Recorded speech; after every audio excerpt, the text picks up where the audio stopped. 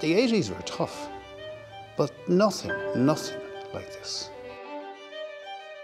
At 7 a.m. came an unprecedented package of state support for the banks in response to the turmoil. Although our banks needed a form of rescue, it was done in the most expansive way possible.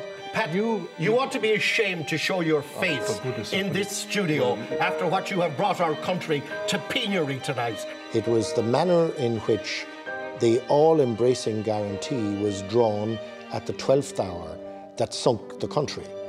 And that was the genesis of the country going into bailout. Well, I'm not aware of it, nor is Noel.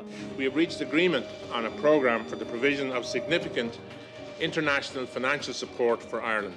Tonight, teams from the International Monetary Fund, the European Commission and the European Central Bank have begun negotiations on some form of financial assistance for Ireland.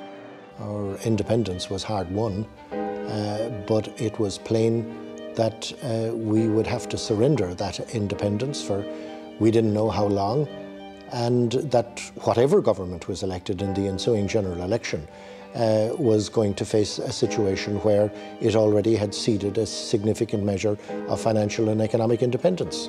I was one of the first ministers after the formation of the government to actually encounter the teachers' conferences and, so to speak, to be out in the public. And I was sort of saying to myself on the way up to Sligo, how am I going to communicate to these people and tell them that we've lost the country? I remember walking down Bagot Street feeling that if people understood how really precarious our economic well-being was, they wouldn't continue on as normal. We were beggars on horseback. We didn't have the money to pay for social services or to pay for public servants or teachers or ambulance workers. We didn't have the money. There was one lender, and that one lender set down stringent conditions, and we complied or we didn't. Well, what we had to do was to turn the fortunes of the country around, to make the country solvent again. And there were a number of things that we had to do. We had to renegotiate the bailout deal.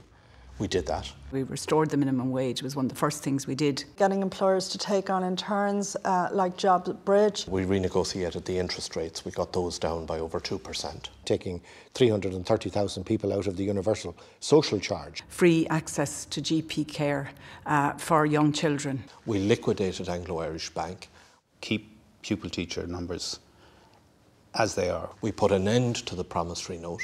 Getting people back to work, getting businesses back to work. We restored the country's reputation, and we're now creating jobs again and are exiting the bailout. And that's all happened within less than 2.5 years. So many families in Ireland have watched their loved ones having to go abroad to work and are worried that they won't be able to come home again. We have to construct a country where those people will have a future, where they can come home back to Ireland and be proud to come back to Ireland, to a job, come back to work in our country. We didn't come into politics automatically simply to get votes. We came into politics to do something important for our country. And in my judgment, at no time in the history of Ireland has the role of Labour been more important than in the last 3 years.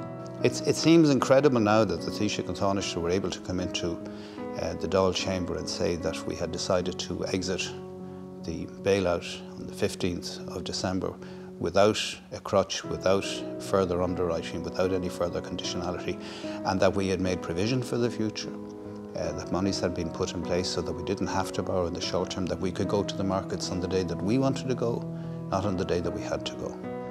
The members of the Labour Party and public representatives have shown enormous courage and fortitude in seeing through the decisions that we've had to take in the best interests of the country. Exiting the bailout is a very important marker on the road, but it's another step on a journey. And when we next go to the people, we'll be able to say, this is what we started with, and this is what we have produced, and this is what we have built with your help. And now, do you want to entrust the rest of the journey to the people who destroyed what was previously there, or let us continue to build? The Labour Party has never seen coming out of the bailout as an end in itself. It's a means to an end.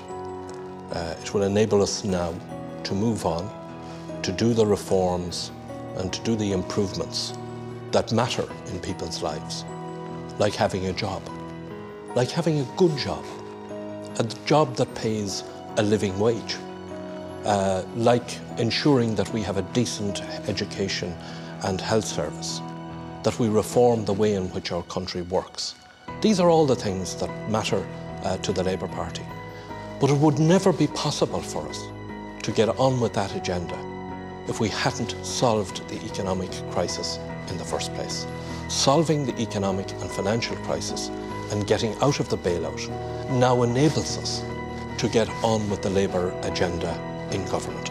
And that's what the next 2 years is going to be about.